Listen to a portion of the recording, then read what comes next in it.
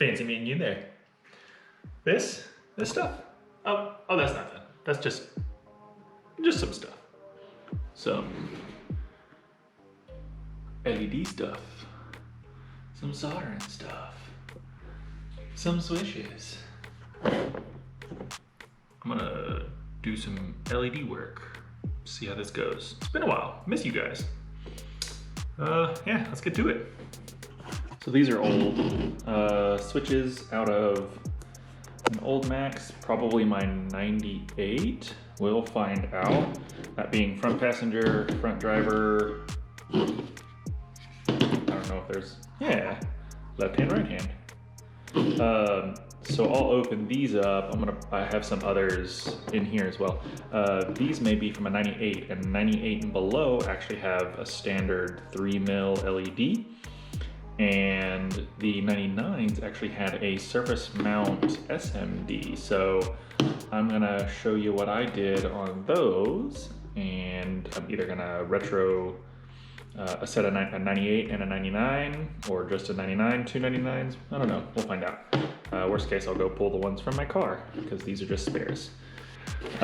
My massive stockpile of LEDs. I've got all kinds. Can you see that?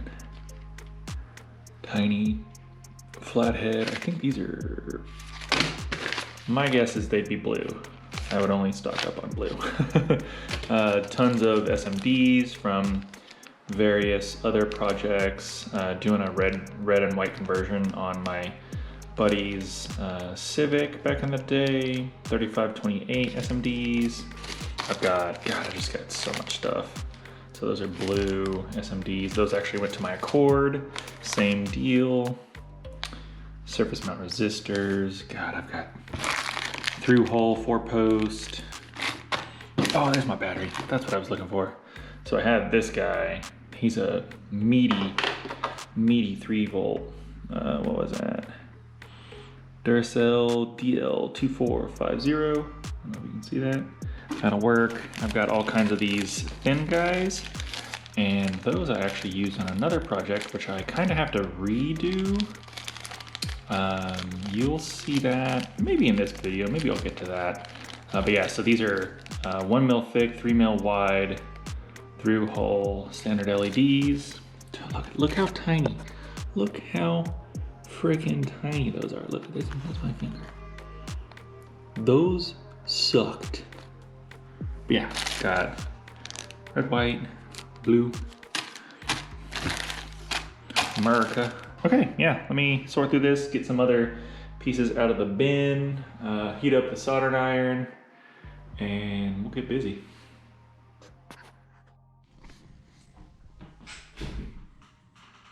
And we're back. I filmed a whole lot on LEDing this guy, all my window switches, a bunch of other stuff, and out of like 2 hours of footage, I think I got like 2 minutes of things that I can use, because apparently the GoPro can't focus on anything closer than 12 inches. Yay. So basically everything I have is blurry, and I got really upset, but I went ahead and found this Ulanzi, however you want to say it. Oh, I probably shouldn't have. Oh no, okay, we're good. This is a polarized lens, basically magnification, and it screws onto the outside here, 52mm. So I am going to refilm a couple of things for you and test out. These are Polaroids. They came separately. So I got 4 different lens magnifications. Like, I think this is 1x. Where'd that go? 52mm. Oh no, this is the 10er. Okay, so this guy, yeah, super zoomy. But everything can focus up close now. Yay! Okay, so I've got 1x, 2x, 4x, and this guy's the 10x. I'm gonna test a couple of things out, pull this guy back apart, maybe do a window switch from in there, and get a couple things refilmed for you, and we'll pick up where I attempted to leave off. Oh yeah. Can you focus? Oh man, that's so good. I'm like 3 inches away from the lens. Oh, hey Nels, how you doing? Yes, okay. Well, let me pull this guy apart real quick. Probably gotta pull these off. Smack on the lens with a screwdriver.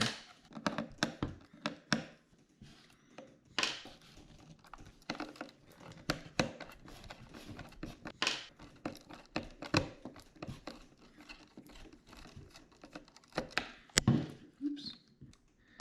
Oh, come on, come on. You know you wanna. There we go. Pop out. Pop out.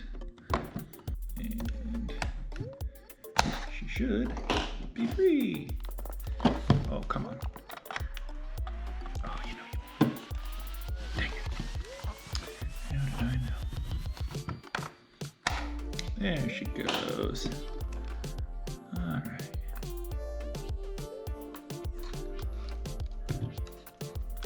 I'm gonna go ahead and leave that backboard in there because I'm not doing any testing or anything. So this will just go right back together. Behind here, I've also got the cellophane. I guess I'll just show you that. But first, let's go ahead and throw on another lens.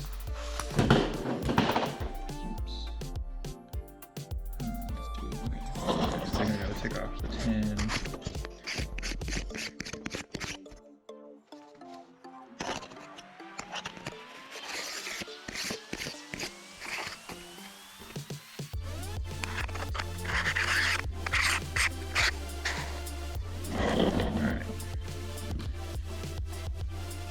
There we go. Okay. That should be pretty clear. So this is what I ended up with. It is definitely not pretty. But I went ahead and did a bunch of single LEDs to make all the spots that I wanted bright. Most of these are more than one LED. They're doubles or even triples, pointed directly at the diffusers. Not pretty. I even super glued over the top because a few of the traces started to lift. I don't know if you'll be able to see that so much. But yeah, okay. 3 screws. Get this taken apart.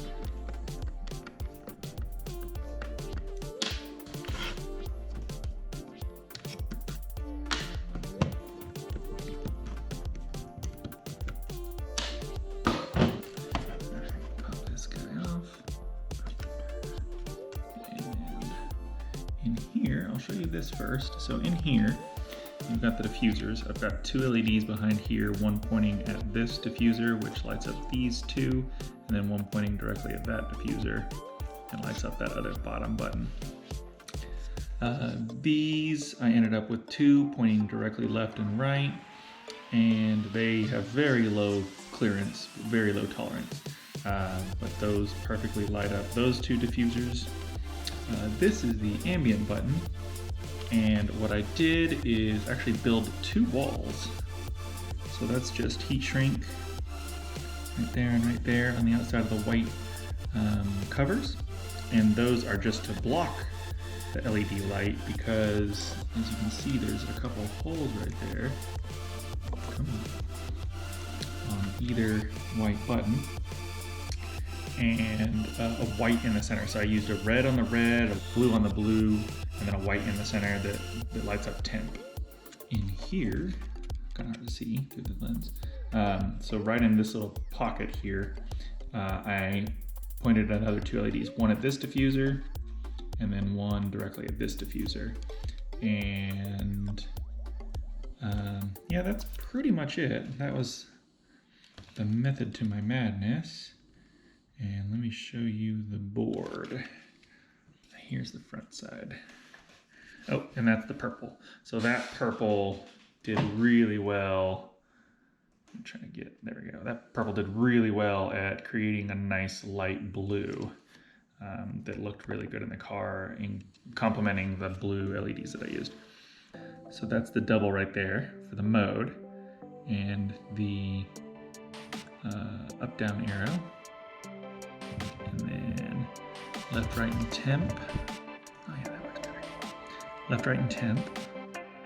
So blue on the left, white in the center, pointing straight up towards the temp, and red on the right, and those both point into the white covers. And then I got the custom directed ambient. I guess it's kind of offset a little bit actually.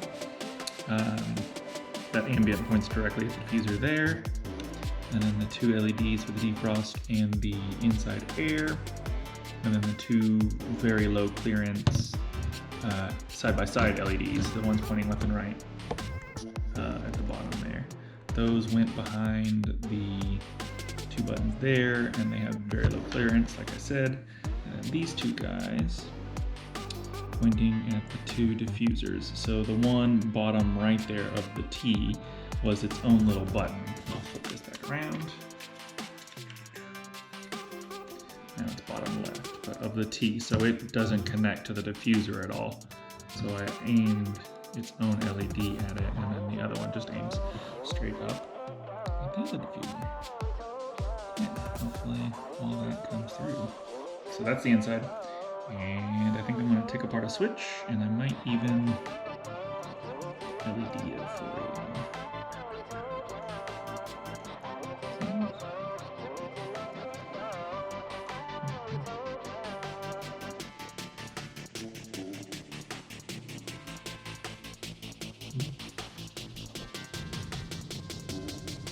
Oh, that's a blurry one.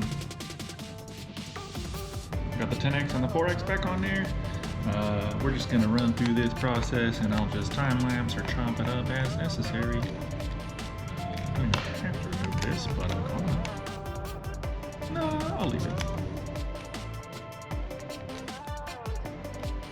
Fast forward. We're just gonna pop out the bottom.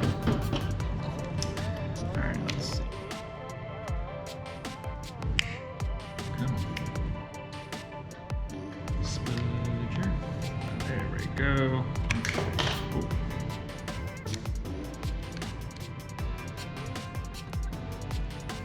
Come on.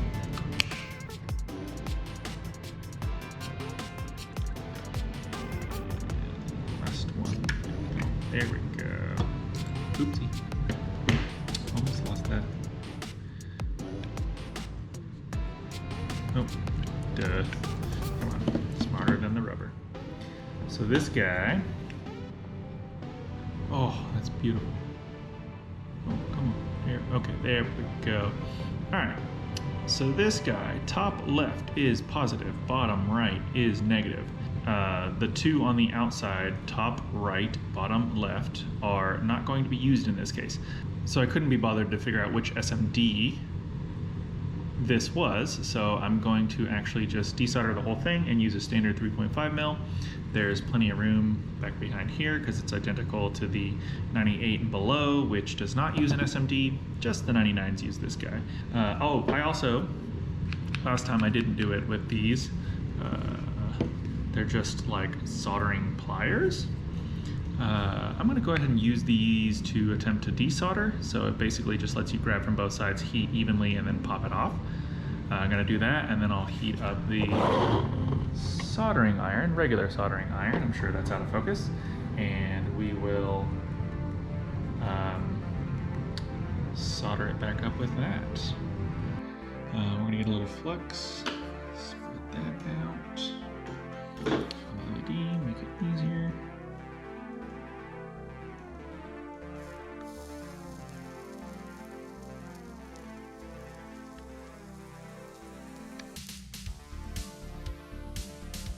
I don't actually know if I'm getting both sides. Oh, there it goes. Oh, amazing. All right. Now I'm just gonna heat up the other soldering iron. Clean up those pads a little bit, add a little bit. Top left, bottom right. And we'll get a 3.5 on there. So on the left there, you can see the tinier post inside the LED, and then on the right is the larger post. So the larger is the negative, and the tiny one is the positive. And you can also follow that down to the legs, where the long leg is the positive. Oh, that was off camera. Once you trim them, it doesn't matter, hopefully. I caught that on camera. It does, in fact, work. Yes, it does. So, we flux. A tiny bit. Tiny bit. I did make the legs a lot longer this time. Try and keep the heat away. We solder. Tiny bit. You already saw me do the pads. Nice and clean, tall.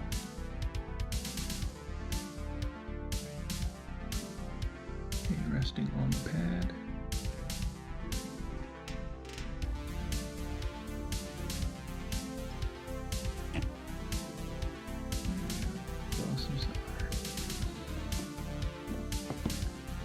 Same for the other side.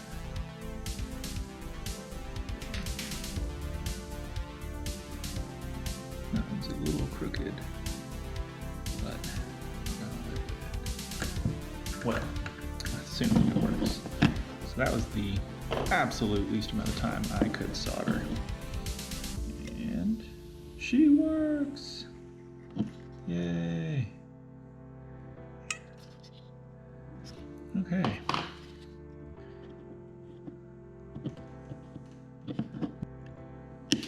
Snip off the end.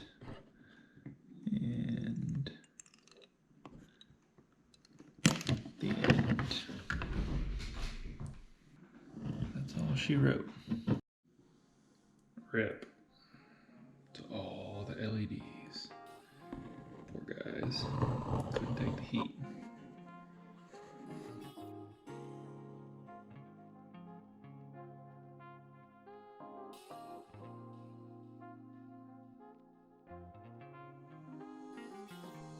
Alright, I turned the exposure way down. So I got the LEDs and the switches all done. I've got the cruise control. Go ahead and adjust. I also added a white in here. I actually had to redo that. You can read it in real life. So I accidentally put double white, but then I came back and did the blue in the cruise. And I've got the dimmer switch there. Just that guy, blue, nice and blue. And then I've got the AC climate control. And it actually shows up pretty blue on here, but it's more of a white tone on the clock and the temperature and the fan and everything. Yeah, everything else is blue. And then so I added one to the ambient. I think I've already mentioned that. So I've actually got a blue behind the blue arrow, a red behind the red, and a white behind the temp. So the temp is actually white. This shows more of a hot spot. Oh, there it goes. So that's pretty even now. So yeah, everything's very well evenly lit. And then this guy's super red, which is not showing up. Yeah, it looks more like that, but brighter. I don't know if... Ooh, yeah, there we go. That autofocus. So yeah, that's the finished product. And then, for whatever reason, this guy and I think this guy like to just randomly turn off. But then they work again later. So I don't know what the heck's going on. I think this guy's turned off a few times too, but yeah, I don't know what that's about. I don't know if there's not a big enough or small enough resistor and the lights aren't getting enough power because you're switching from green to blue. I think blue draws a little bit more. But who knows? Everything else working great. And then we've also got security. Whenever that decides to, there it goes. Swap that to blue. Super bright. And then the other switches are done as well. Alright, well I was just filming a clip and the GoPro died, so I just came in here and installed everything. Y'all just saw that. So this is pretty much the end. Took a couple weeks. Did like 3 revisions on the temperature controls to get the lighting right. Added extra LEDs and all that. And then I did a few revisions on the cellophane, I guess just cellophane, cellophane paper on the clock and the temperature and everything on the AC controls.